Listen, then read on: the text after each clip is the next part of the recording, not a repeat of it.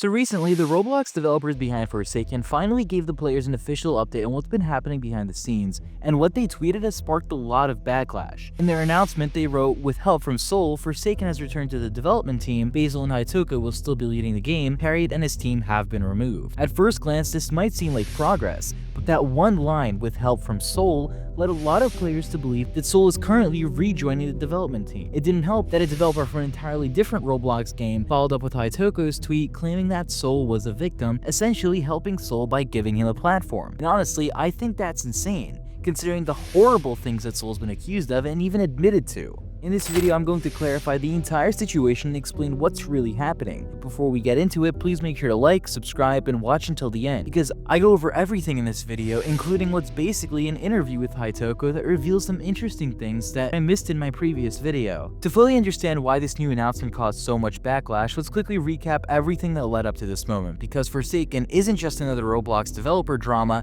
it's one of the most disturbing dramas the platform has seen in years. The original creator of Forsaken, SoulDrivenLove, also known as Robotic Developer, was exposed in a 40-minute long video filled with serious accusations, including sharing images of a 16-year-old in front of other minors in a Discord server, catfishing victims, manipulating them emotionally, and threatening to reshare those images as blackmail, defending and platforming, including a Forsaken developer named Stoppy Blue, who was known for disturbing child-related roleplay and only removing him when public backlash forced action. They were also financially supporting a hate crime perpetrator named Fungus, a teenager who attempted to murder someone in a racially motivated, using money earned from Forsaken to fund that type of behavior. They also created and inserted content of a victim's character into a modded game, which Soul admitted could be considered.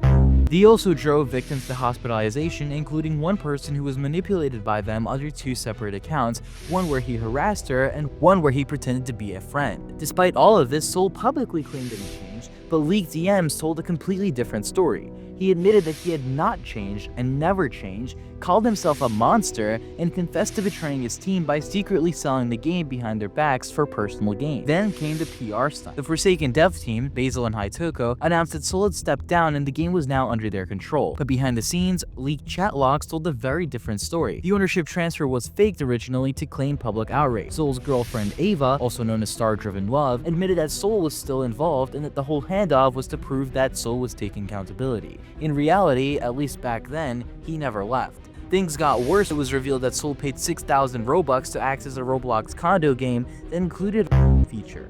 Not only did he buy the Game Pass, he also kept it in his account for years, only deleting it when people started finding out. Even after all of this, some developers across numerous games tried to defend Soul publicly, framing him as a misunderstood victim rather than someone who admitted to doing harm. That's why this new update, saying that Forsaken is back with help from Soul, isn't just frustrating, it's deeply concerning. And in this video, we're going to break down exactly what that means. Now, let's talk about Basil, one of the lead developers currently running Forsaken, in a series of tweets she posted just a few days ago that stirred even more confusion around Soul's involvement. 3 days ago, Basil made a public announcement regarding the Earth Day charity event Forsaken ran earlier this year. In her tweet, she stated, "In total, we grossed around 17 million Robux in sales for the Game Pass, which equates to around $60,000 US. The two charities we chose to split the funds between and donate to were the Nature Conservancy and the World Wildlife Fund, both which have a 4-star charity rating." That all sounds fine, but then Basil added that $12,487 in extra donations came from Soul's own pockets and thanked her directly. And that's where things started to spiral. A lot of people, including victims of Soul's past, felt that the tweet crossed the line by praising her for her generosity, especially after everything that's been exposed, including the manipulation of minors, sharing, and staging a fake ownership transfer. The idea of thanking Soul, even in a charity context, felt incredibly tone-deaf. It didn't take long for the backlash to roll in. Victims reached out to Basil privately, others called her out publicly. One tweet in particular said, "Basil, please stop praising Soul for what they are doing now. They are literally just hoping that all this money they're donating makes you guys change your mind and let them back in." Shortly after, Basil deleted the original tweet and reworded the announcement in the Forsaken Discord server. She followed up with this message: "Went ahead and removed my tweet about the charity stuff alongside reworded the announcement on Discord. Too much banter for the day, but thank you to the folks who reached out, especially victims, and clarified things." To her credit, Basil did acknowledge the mistake, but the situation didn't stop there. When people continued questioning the dev team's stance on Soul, Basil replied again, and this time with a much more stronger message. "We already made it clear to everyone alongside Soul themselves that we don't want them associating with Forsaken whatsoever. There are no plans to bring them back. They are going away permanently and none of his developers are interested in working with them again. She followed that up with another tweet frustrated by the accusations that the developers were spineless. All his developers were the ones who made it clear to Soul in the first place that we don't want to work with them. We would have ditched Forsaken if things didn't go the way we wanted. Some of us were literally terrified of the idea of them staying.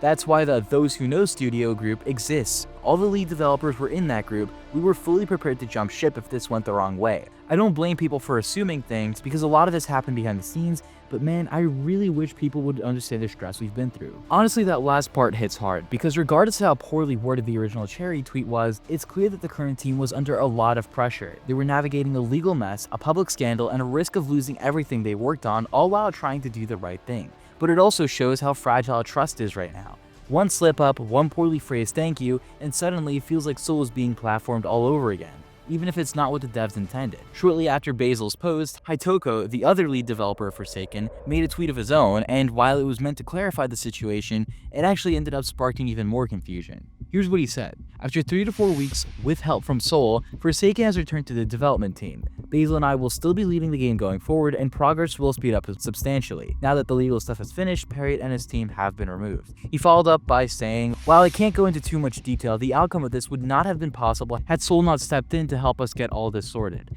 There is a lot that they want to speak about, and they will with time. They have a lot to say and will sometime soon. Soul has told us that they will not be returning to the project. Ownership is Basil's and mine. Just to clarify, Soul will not be returning to the project." Now, the intention might have been to reassure people, but it did the exact opposite. The tweet set off alarms across the community. That one line, "with help from Soul," made it sound like Soul was back in some official role. People were asking, wait, why is Soul helping? Is she involved again? Does she get the game back? And most importantly, why would she undo a sale that was reportedly worth up to $1.5 to $2 million?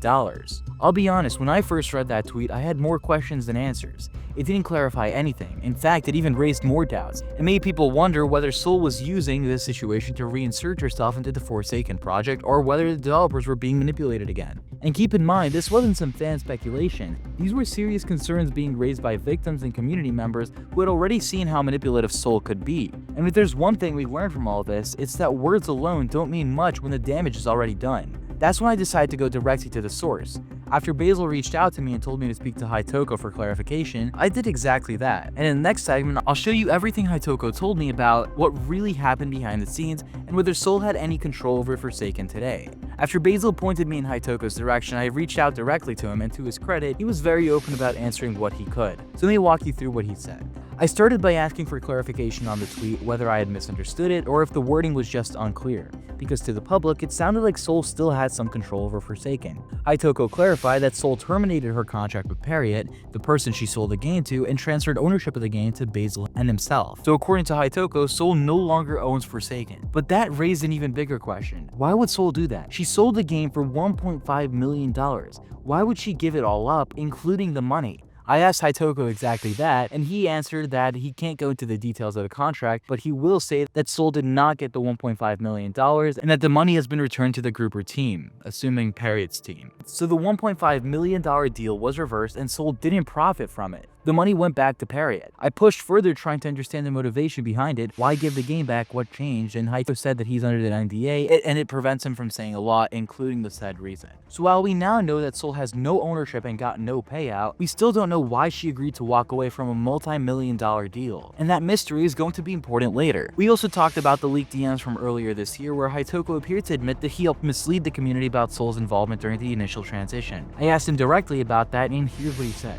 Appealing to someone's senses is a common tactic used when someone is in emotional turmoil. I was doing what I could during all that to try to get Soul to trust me instead of selling the game off. He confirmed that the original plan was temporary and the idea was to calm Soul down, delay the sale, and hopefully gain enough trust to avoid her making things worse. But things shifted, something happened behind the scenes, and instead of being a temporary transition, the ownership transfer became permanent. Hytoko then followed up with saying, "My goal was always about defending and protecting my family, my team, no matter what you think. Even during all the stuff with Parriet, I refused to budge on anything that would harm the people that work under me." So whatever happened, it ended with Hytoko and Basil fully in control, Forsaken, and Soul completely removed. Now, let's go back to the question everyone's still asking. Why did Soul give everything up? She gave up a $1.5 million deal, she ended a massive game back, and she supposedly got nothing out of it. But we still don't know why.